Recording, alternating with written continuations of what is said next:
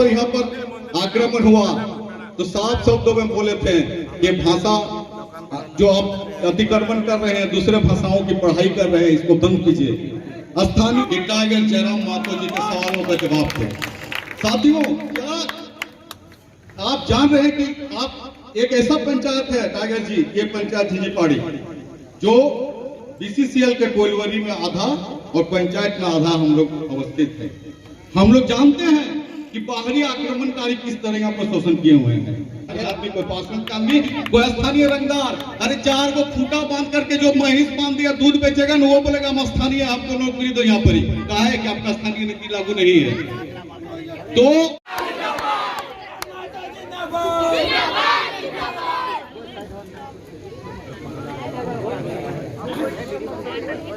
आज बागमारा प्रखंड कतरास अंचल के ऐतिहासिक गांव झिंझी पहाड़ी में स्थित बूढ़ा बाबा के अति प्राचीन मंदिर के प्रांगण परिसर में जितने भी लोग जुटे हैं और जो जो आयु में हमसे बड़े हैं उन्हें एक साथ प्रणाम करते हैं, और जो जो हमसे छोटे यानी हमसे जो छोटे अपनी के आशीष आशीर्वाद दें। हाँ, तोर से हम छोटे लगे, हम तोरा गोड़ लग लियो, हम तोरा बिल्कुल गोड़ लग लियो। उम्मीद करे बदले में ते आशीर्वाद देवे। बस रिक्वेस्ट हो कुछ ना बोले दादा, बाकी आप मालूम हो सस्ता वाला ले लें।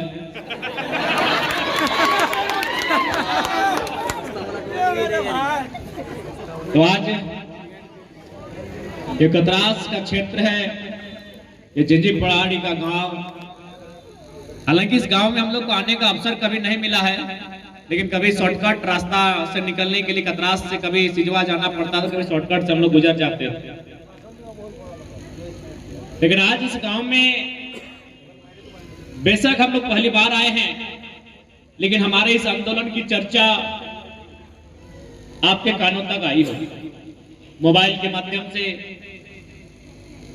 यूट्यूब, फेसबुक अथवा अखबार के पन्नों के माध्यम से आप लोगों ने हमारे आंदोलन की चर्चा को अपने घरों में सुना। आज एक बहुत बड़ा समय होता है।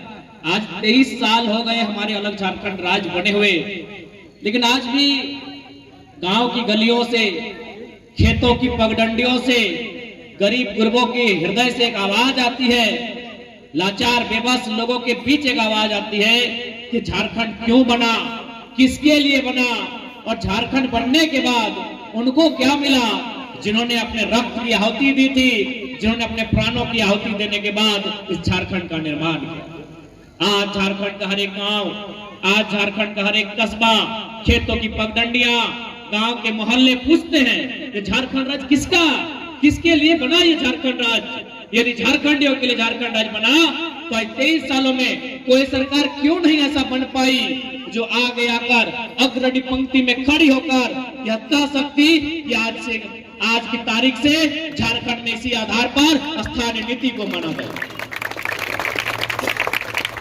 इस भारत प्रदेश में जो सन 1950 26 जनवरी को एक लोकतांत्रिक गणराज्य के रूप में स्थापित हुआ, ये भारत देश जो एक डेमोक्रेटिक रिपब्लिक कंट्री के रूप में 1950 26 जनवरी को स्थापित हुआ, और आज के काल में, आज की तारीख में इस देश में 28 राज्य हैं, 8 केंद्र शासित राज्य हैं। हमारे पास जो 28 राज्य हैं, उन 28 राज्य की अपनी पॉलिसी है, किस राज्य का निवासी कौन। 28 के 28 राज्य, उनकी पॉलिसियां हैं, उनकी नीतियां हैं कि कौन लोग यहाँ के हकदार होंगे, कौन लोग यहाँ के रोजी रोजगार में, यहाँ की शिक्षा में, यहाँ के स्वास्थ्य में, यहाँ के तमाम चीजों की सुविधा का भोग करेंगे। ये तमाम राज्यों की एक स्थानीय नीति है, एक डोमिसाइल पॉलिसी है। लेकिन आज 23 साल हो गए झारखंड के, आज तक इस राज्य को डोमिसाइल पॉलिसी नहीं मिला। इस राज्य को अगर डोमिसाइल पॉलिसी मिलता है तो कभी 1985 वाला मिलता है और कभी ना मिलता है। सबका झारखंड नहीं है मेरे दोस्त, मेरी माताओं, मेरे बहनों, मेरे अभिभावकों, ये राज्य सबका नहीं है। किसी का तमिलनाडु है, किसी का महाराष्ट्र है, किसी का गुजरात है, किसी का बंगाल है, किसी का बिहार है, सबका झारखंड नहीं है, ये झारखंडियों का झारखंड है। इसीलिए हमारी पहली लड़ाई स्थान में की।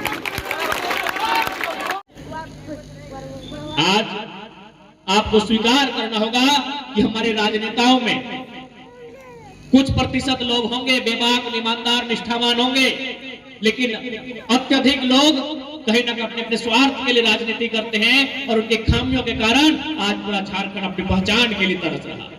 जी हाँ, ये आपको स्वीकार करना होगा कि हमारे राजनेताओं में खामियां हैं। अगर हमारे राजनेताओं में खामियां नहीं होती तो इसी बिहार राज्य में एक आरक्षण का बिल आता है, 75% वहां के राज्यपाल से स्वीकार कर लेते हैं, और इसी झारखंड में एक बिल आता है 77%, यहाँ के राज्यपाल उसे अस्वीकार कर देते हैं। ये विडंबना इस प्रदेश की, ये विडंबना इस प्रदेश की है कि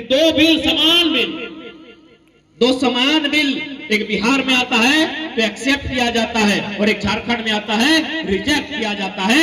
ये तकलीफ, ये दर्द केवल झारखंड के साथ, और आपका ये प्रमाण तब हो जाता है जो मैं बातें कह रहा हूं झारखंड के साथ सौतेले व्यवहार की, झारखंड के साथ अन्याय की, ये बातें तब और प्रमाणिक हो जाती हैं जब हम कोयला पर बात करते हैं। क्योंकि झारखंड को विश्व के मानचित्र में एक अमिट और एक सबसे सुंदर स्थान इसलिए प्राप्त है क्योंकि ये एक मिनरल्स एरिया है। इस अन्याय को हम उस समय और जोर से पाते हैं जब हम कोयले पे चर्चा करते हैं। आपकी जानकारी के लिए बताना चाहेंगे, कोल इंडिया की 8 यूनिट्स होती है। कोल इंडिया जो कोयला खनन का कार्य करती है उनकी 8 इकाइयां हैं, BCCL, CCL, ECL, WCL, NSCL, CNPDI और एक SECL, कुल मिलाकर 8 इकाइयां हैं।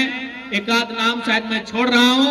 उन 8 इकाइयों में 4 इकाई झारखंड में है, लेकिन आपको जानकारी होगी, आपको हैरत होगा कि इसका हेडक्वार्टर कलकत्ता है। 8 इकाइयां केवल झारखंड में है, BCCL झारखंड में, CCL झारखंड में, CNPDI झारखंड में, ECL झारखंड में, लेकिन आज तक 23 साल के झारखंड में किसी मेंबर ऑफ पार्लियामेंट में इतनी हैसियत और दम नहीं हुआ कि सदन में खड़ा होकर यह सवाल करता कि अगर हम 27% कोयला हम देंगे तो कोयला का हेडक्वार्टर धनबाद होना चाहिए, कलकत्ता नहीं। किसी में हिम्मत नहीं हुआ, इन बेगैरत किसी में हिम्मत नहीं हुआ कि सदन में इस बात को रखने कि 27% कोयला अगर हम देंगे तो कोयला की राजधानी अगर धनबाद होगा तो भाई हेडक्वार्टर भी धनबाद होगा, बोकारो होगा, रांची होगा, कलकत्ता हेडक्वार्टर क्यों होगा? किसी ने सवाल नहीं किया। यदि कोयला का हेडक्वार्टर झारखंड में होता तो काम झारखंड में होता, ज्यादा रेवेन्यू ज्यादा झारखंड को मिलता, रोजगार का सृजन झारखंड में ज्यादा होता। यदि कोलकाता के जगह धनबाद, बोकारो, रांची हेडक्वार्टर होता तो कोयला के खदानों में जितने GM आते हैं 90% कलकत्ता वाले होते हैं, वो झारखंड वाले होते हैं। ये परिणाम है। आज DBC की परियोजना कहां? दामोदर नदी के किनारे किनारे, दामोदर वैली कॉर्पोरेशन, हिंदी में दामोदर घाटी निगम, इसकी परियोजना कहां? बोकारो में। इसकी परियोजना कहां? धनबाद में। इसकी परियोजना कहां? रामगढ़ में। और हेडक्वार्टर आपको ताज्जुब होगा, कलकत्ता में इसका हेडक्वार्टर है। इस बात की हमें तकलीफ है, इस बात की हमें तकलीफ है कि दामोदर नदी में जब बाढ़ आती है तो गांव हमारा डूबता है, कोयले के खदान में जब विस्थापन होता है गांव हमारा उजड़ता है, तो हेडक्वार्टर हमारा गांव होना चाहिए, ना कि कलकत्ता होना चाहिए। ये अन्याय, ये जुल्म अपनी सीमा को पार कर चुका है। ये अन्याय, ये जुल्म अपनी सीमा को पार कर चुका है। इसीलिए पारसनाथ का टाइगर उन जुल्म और अन्याय के खिलाफ लड़ने के लिए अपने सामने खड़ा। आज कोई जरूरत नहीं थी। मैं एक पढ़ने वाला नौजवान, इसी कतरास कॉलेज कतरासगढ़ से मैंने सन 2011 में इंटर ऑफ साइंस की परीक्षा को पास किया है। उस समय इस कॉलेज का रिजल्ट मात्र 13% था। यानी 100 में 13 बच्चों ने पास किया था, उसमें मैं भी एक था। और जब मैं रिजल्ट कार्ड लेने गया था, 1 घंटा के बाद किरानी ने एक पास स्टूडेंट का रिजल्ट कार्ड दिया था और हमसे कहा यार मेरा पूरा पसीना पसीना हो गए, 1 घंटा के बाद कोई पास स्टूडेंट को मार्कशीट दे रहे हैं, कम से कम कुछ खर्चा दो। 20 रुपया दिए कि इस 1 घंटा हम रिजल्ट बांटे, सब फेल वाला था। 13% यानी बहुत कम रिजल्ट होता है। मैं उस टाइम ऑफ पीरियड का पास आउट स्टूडेंट हूं, इसी कतरास कॉलेज कतरासगढ़ का। उस समय इस कॉलेज का रिजल्ट मात्र 13% था, यानी अगर 200 बच्चों ने परीक्षा दिया था, मात्र 26 बच्चों ने पास किया था। मैं उस टाइम का स्टूडेंट हूं, पास स्टूडेंट हूं, पढ़ने वाला छात्र, मेहनत करने वाला छात्र, अपने आंखों में एक सपने को भरकर उड़ान भरने का सोचने वाला छात्र था कि मैं कुछ बनूंगा, मैं कुछ करूंगा और अपने सपनों को साकार करूंगा। लेकिन मुझे उम्मीद नहीं थी कि एक दिन झारखंड में एकाएक आंदोलन का आगाज होगा और उसमें पढ़ने वाले छात्र की भूमिका बहुत महत्वपूर्ण हो जाएगी। ये मैंने सपने में जो झारखंड के भविष्य को उज्जवल बनाएगा। आज मैं उस आंदोलन का आगाज किया हूं जो झारखंड के हक अधिकार की बात करेगा। आज हमने क्या नहीं दिया। आज अगर हम लोग यहाँ इन कुर्सियों में टेबल में बैठ के अगर गिनने लगेंगे तो हमने केवल इंसान ही नहीं, अपना जमीन, अपना खेत खलिहान, अपने बाग बगीचे, अपने गांव के गांव विकास के नाम पर उजड़ते देखा है। आज बीसीसीएल ने लगभग हमारे हजारों गांव को उजाड़ा है, सीसीएल ने हमारे हजारों गांव को उजाड़ा है, आज टाटा जमशेदपुर ने हमारे सैकड़ों गांव को उजाड़ा है। लेकिन आज हमारी परिस्थिति क्या है? आज इस कोयलांचल में 2 चीजें उड़ती है। इस वातावरण में, इस कोयलांचल के पर्यावरण में 2 चीजें उड़ती है। एक धूल होता है, दूसरा पैसा होता है। लेकिन धूल झारखंडियों को नसीब होता है और पैसा जिनका यहाँ एक बित्ता जमीन नहीं गया है, आज वे लूट के ले जाते हैं। ये अन्याय पूरे ब्रह्मांड में कहीं नहीं हुआ। आज जब हम सोचते हैं, आज जब हम जानते हैं, अपने गांवों को जानने का प्रयास करते हैं, अपने गांवों को, उनके इतिहास को जानने का प्रयास करते हैं, बड़ा दर्द होता है, बड़ा तकलीफ होता है कि हमने क्या नहीं किया। अनगिनत गांव हमने दे दिया। आज हमने लाखों लोगों ने विस्थापन के दर्द को झेला। आज सरकारी आंकड़े कहते हैं कि कई लाख एकड़ में हमने जमीन अधिग्रहण देने का कार्य किया है, लेकिन बदले में झारखंड को क्या मिला? आज ये झारखंड सवाल करता है, कहां है झारखंड के लोग? ना अच्छे बिल्डर है, न कॉर्पोरेट्स में है, न टेंडर में है, न जनरल मैनेजर के पद पर है। आज झारखंड है कहां? आज झारखंड केवल वर्कर बन के बैठा है। ये दुर्भाग्य मेरी है। कुछ दिन पहले मैं महाराष्ट्र गया था, वहां कुछ मराठी लोगों से हमारी बातचीत हुई। उनसे बातचीत जब बढ़ी तो मैंने एक सवाल किया कि आप कितने झारखंड के लोगों को जानते हैं जो महाराष्ट्र में काम कर रहे हैं? उन्होंने कहा हम लोग 2000 को जानते हैं। ऐसे तो 4 लाख रहते हैं, लेकिन हम 2000 को प्रॉपर जानते हैं। हमने अगला सवाल किया, क्या आप बताएंगे कि झारखंड के लोग क्या काम करते हैं? उन्होंने कहा हाँ, झारखंड के लोग यहाँ मजदूरी का काम करते हैं। एक 10 बाय 10 के कमरे में अपनी पत्नी और बच्चों के साथ रहते हैं। 8 घंटा की जगह वो 12 घंटे नौकरी करते हैं। तब मैंने कहा कि आप जानना चाहेंगे कि महाराष्ट्र के लोग झारखंड में क्या करते हैं? बोले जानना चाहेंगे। हमने कहा कि झारखंड के लोग आपके महाराष्ट्र में मजदूर बन के बैठे हैं श्रीमान। आइए झारखंड, हम 100 मराठी को जानते हैं, वो जीएम की पोस्ट पर काम करते हैं। ये तस्वीर है मेरे झारखंड की। यही एशिया का सबसे बड़ा बारूद कारखाना गोमिया बोकारो में है। वहां का जनरल मैनेजर महाराष्ट्र का है। की आपत्ति है कि यदि हमारे घर के लोग, हमारी घर की बहन अपनी दहलीज को लांघती है तो एक ताई बनने का काम करती है। जी हाँ, भारत राज्य सरकार के आंकड़े कहते हैं कि लगभग 75,000, 1-2 नहीं 75,000 झारखंड की लड़कियां दिल्ली और महाराष्ट्र के नगरों में पाई जाती है और वह बर्तन मांजने का काम करती है, किसी के घर ताई बनने का काम करती है। ये हमारी तस्वीर है। और ठीक उसके उलट अगर झारखंड में किसी अन्य प्रदेश की बेटी आती है, बहू आती है, वो नर्स और डॉक्टर बनकर आती है। ये तस्वीर है। हमें मालूम है कि आपने किस प्रकार का विकास किया। बस हम इस बात की तकल्लुफ़ है। ये लड़ाई कभी बाहरी भीतरी नहीं है, मैं स्पष्ट कहूंगा। मैंने स्पष्ट कहा है, ऐतिहासिक दृष्टिकोण से हम बंगाल प्रेसिडेंसी का भाग रहे हैं। बंगाल हमारा बड़ा भाई है, बिहार हमारा मंझला भाई है, उड़ीसा हमारा संजला भाई है, और उस हिसाब से झारखंड छोटा भाई है। तो हम छोटा भाई ये आपसे अधिकार चाहता है कि हमें जो हिस्सा मिला है जमीन का टुकड़ा, उसमें आपकी दखल अंदाजी ना हो। बस हम इतनी सी बात समझिए, बस इतनी सी बात समझिए, कोई लंबा चौड़ा बात करने का बात ही नहीं है। पश्चिम बंगाल के पास 88,752 वर्ग किलोमीटर है, बिहार के पास 94,163 वर्ग किलोमीटर का जमीन है, उड़ीसा के पास 1,55,707 वर्ग किलोमीटर है, झारखंड के हिस्से में सबसे कम 79,714 वर्ग किलोमीटर है। श्रीमान आप वहां काहे नजर गड़ा रहे हैं, वहां काहे नजर गड़ा रहे भाई? हमारा जो हिस्सा मिला है वहां अधिकार की बात कर रहे हैं। ये बाहरी भीतरी की लड़ाई बिल्कुल नहीं है। हम खुले मंच पर सब कुछ डिबेट के लिए आमंत्रित करते हैं। ये कौन सा तरीका है भाई कि झारखंड जब अपना अधिकार मांगे तो बाहरी भीतरी की बात? अरे बंगाल उड़ीसा के लोग बिहार में भी रहते हैं, क्या बिहार में नजर गड़ाएंगे? बिहार के लोग बंगाल में भी रहते हैं, 25 लाख 20 लाख रहते हैं, क्या वहां मांगेंगे अधिकार? उड़ीसा के लोग भी बंगाल और बिहार में दोनों जगह रहते हैं, क्या मांगेंगे? नहीं मांगेंगे। इन्हें सिर्फ झारखंड चाहिए, बाबा जी का ढाबा, छोटा भाई है, मासूम भाई है, इसको लुटना है। क्या बिहार के लोग बंगाल में नहीं है? हाल ही फिलहाल लगभग 15 लाख के आसपास रहते हैं, वहां आपने कभी नहीं मांगा भोजपुरी महंगाई की मांग किया, वहां आप कभी सड़कों पे आंदोलन करने नहीं निकले। क्या बिहार के लोग महाराष्ट्र में नहीं रहते हैं? आपने कभी बाल ठाकरे के प्रदेश में मांग ही नहीं किया कि यहाँ भोजपुरी महंगाई को मान्यता मिले?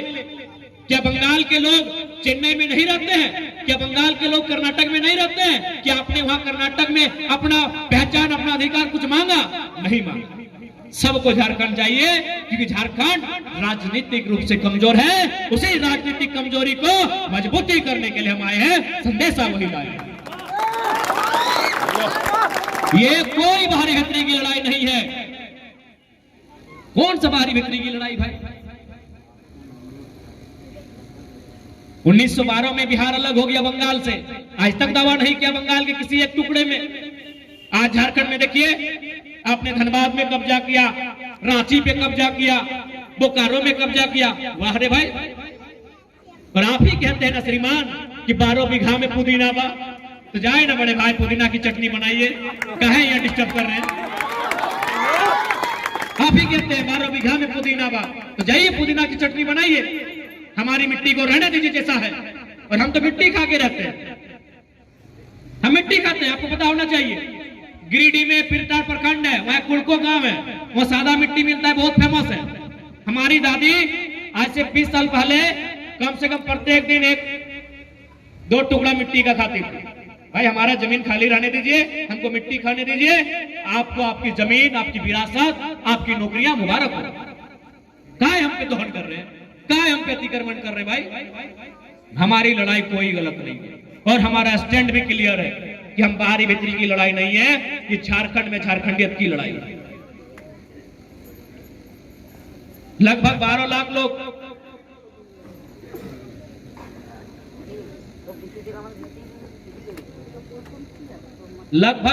लोग हमारे झारखंड के महाराष्ट्र में, तमिलनाडु, गुजरात में रहते हैं। बिल्कुल आप रहिए, किसी ने मना नहीं किया है, लेकिन जो अधिकार होगा राज्य के नाते, उस पर हमारा अधिकार है। बिल्कुल आप व्यापार कीजिए, आप प्राइवेट सेक्टर में देखिए, जहां हमारे लोग जिस प्रकार से बाकी प्रदेश में रहते हैं, बाकी प्रदेश के लोग हमारे प्रदेश में उसी तरह रहे, हमें आपत्ति नहीं है। लेकिन यदि हमारे अधिकार का हनन होगा, हमारा दोहन, हमारा दमन होगा, हर पीढ़ी में नया क्रांतिकारी वीर बन के सामने आएगा और उत्तर मांगेगा कि आपने झारखंड किसके लिए बनाया। करने जा रहा है, दिल्ली को दहलाने के लिए अपना कदम वहां रखने जा रहा है, आशीर्वाद दीजिए। हम लोग पूर्ण विश्वास दिलाते हैं कि सांसद सांसद यानी जो प्रधानमंत्री के कक्ष में बैठने का अधिकार रखता हो, यदि हम लोग उस कक्ष में बैठने का अधिकार पाएंगे जहां प्रधानमंत्री बैठते हैं, जहां मैडम राष्ट्रपति बैठती हो, जहां उपराष्ट्रपति महोदय बैठते हैं, यदि उस कक्ष में हम लोग बैठने का अधिकार पाएंगे तो वचन देते हैं चाहे बालू का मामला रहे या कोयला का मामला रहे, उसे सॉर्ट आउट करने में देर नहीं लगेगी। अरे हम लोग कुछ नहीं है। मैं आज कोयलांचल की धरती में बैठे लोगों को बताना चाहूंगा, जो लोग अगर हम पे सवाल जवाब करते हैं, जैसा कि दादा बता रहे थे, आज हम लोग कुछ नहीं है, लेकिन आज कहीं भी आप पता कर लीजिए, अखबार के पन्नों पे पता कीजिए, आज के डेट में हम लोगों ने मात्र 6 महीना में 12 करोड़ 37 लाख रुपया मुआवजा दिलाने का काम किया है। अगर दिल्ली पहुंच गए तो 12 करोड़ 1200 करोड़ होगा ना, कहां होगा आपको पता होगा। आज हम लोग कुछ नहीं है। किसी जीएम के दफ्तर में जाते हैं, जीएम बाप बाप करता है। वीडियो सोशल मीडिया में मिल जाएगा। हम लोग फेंका फेंकी बात पे विश्वास नहीं करते हैं कि आके कुछ भी बोल के चले जाएंगे। वो वीडियो मिल जाएंगे आपको सोशल मीडिया के प्लेटफॉर्म में। जब हम टेबल पे बैठते हैं, जीएम के जब तक बैठते हैं एसी का हाई बहुत रहता है, पसीना छूटने लगता है। आज हम लोग कुछ नहीं है और इनकी हालत खराब है, इनके पेट में दर्द है। अगर हम लोग को सदन में अवसर मिलेगा कोयलांचल में हुए जुल्मों का पाई पाई हिसाब लेने का काम करेंगे, ये हम लोग विश्वास दिलाते हैं। बिल्कुल सबसे पहला चर्चा होगा कलकत्ता हेडक्वार्टर नहीं होगा। विनय दा, कलकत्ता हेडक्वार्टर नहीं होगा, ये पहला चर्चा होगा। पहला चर्चा सदन में यही होगा, कलकत्ता हेडक्वार्टर नहीं होगा, हेडक्वार्टर धनबाद होगा। सबसे ज्यादा कोयला धनबाद देता है, धनबाद हेडक्वार्टर होगा। और अब तक जिन्होंने जमीन दिया है, हेडक्वार्टर भी धनबाद होगा। काबरू छबरू गंगा पार अब नहीं भैया।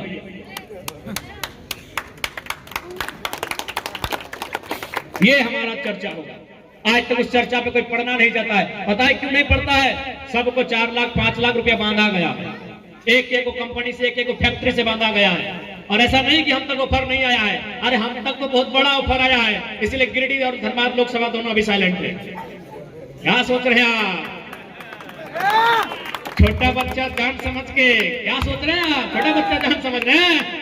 दिल्ली इंतजार कर रहा है हमारा, बड़ी बड़ी पार्टियां इंतजार कर रही है, बच्चा आ जाए हमारे झोली में। दोनों सीट साइलेंट मूड में। क्या लग रहा है आपको? खाली बस अभी टेलीफोन घुमा दें, सर जी हम इंडिया से एनडीए से कहीं से खाली बोल दें कि हम आना चाहते हैं, रातों रात हमारे गांव की गलियों में एक नहीं 1000 स्कॉर्पियो में खड़ा होकर बोलेगा आइए बाबू टिकट अभी फाइनल करते हैं। लेकिन उससे क्या मिलेगा हमें? बस मेंबर ऑफ पार्लियामेंट मेरी मंजिल है, क्या हम खुश हो जाएंगे? उसके बाद क्या होगा? हमारे गर्दन में एक पट्टा होगा कि आपको टाटा खिलाफ नहीं बोलना होगा, आपको बीसीसीएल के खिलाफ नहीं बोलना होगा। तो भैया ये कुत्ता थोड़ी है, पराशर का टाइगर है। सबको चबा के खा जाएंगे, जगह मिलने दीजिए। यही होगा हमारे साथ।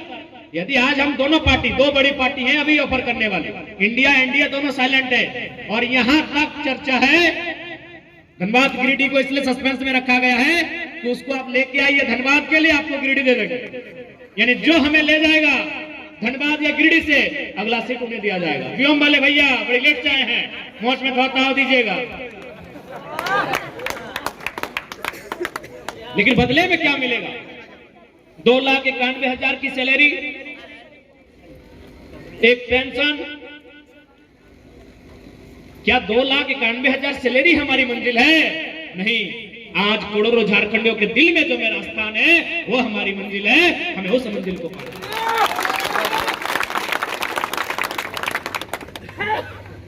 इसलिए आज ये वैचारिक लड़ाई है, हमारी लड़ाई किसी राज्य से नहीं है। हमने स्पष्ट कहा, पश्चिम बंगाल हमारा बड़ा भाई, बिहार हमारा मंझिला भाई, उड़ीसा हमारा संजिला भाई, हम छोटा भाई हैं। छोटा भाई अपना अधिकार मांग रहा है, बस इतनी सी बात है। हम लोग बदलाव के लिए आए। आज बहुत सारे खासकर थोड़ा बुजुर्ग लोग बोलते हैं कि यह किधर बदल जीते तो, हाँ वो बदल जितले तो 12 को बीमारी लेके ना आए। कल हम मेडिकल का जांच किए, फिर 3 को नया प्रॉब्लम आया है, गला में सूजन का, कान में, नाक में। तो यदि हम लोग बदलने का लक्षण होता तो भैया अपना जान को बचा के, जान को लुटा के नहीं काम करते। तो बिल्कुल बदलने का कोई लक्षण नहीं है, बदलाव लाने के मूड में है। और इतना तो 2 साल में बदलाव आया कि अब बड़े बड़े अधिकारी, जेपीएससी के अधिकारी हमें फोन करके बतियाते हैं कि देख रहे कुछ कर ले, चाहे ना कर ले, अपन ऑफिसवा में लोकल भाषा में बात कर ले, गर्व भेव हो तोरे तेरे। डीएसपी लेवल का आदमी फोन करके बोलते हैं ये आपने चेंज किया है झारखंड में। राम कनाली के बड़ो बाबू उठिने गेल हली। अच्छा, तो मने को झारखंड के प्रोग्राम डे जेराम महतो यदि गए धोनी का ना हो तो आज इस माहौल को बदला है, इस राज्य की परिदृश्य को भी बदलने में आपका आशीर्वाद रहे तो जरूर बदलेंगे। और अंत में चूंकि समय, ताकि मेरा एक आदत है कि जब हम कोयलांचल में जाते हैं तो मेरा भाषण भी बदल जाता है, मेरा दर्द और पीड़ा भी भूल जाते हैं, इतना दर्द कोयलांचल में हुआ है, इसलिए समय का सीमा भी पार हो जाता है। पास उठती है 5 बजे। 5 बजे। और आप कितना बजे उठती हैं?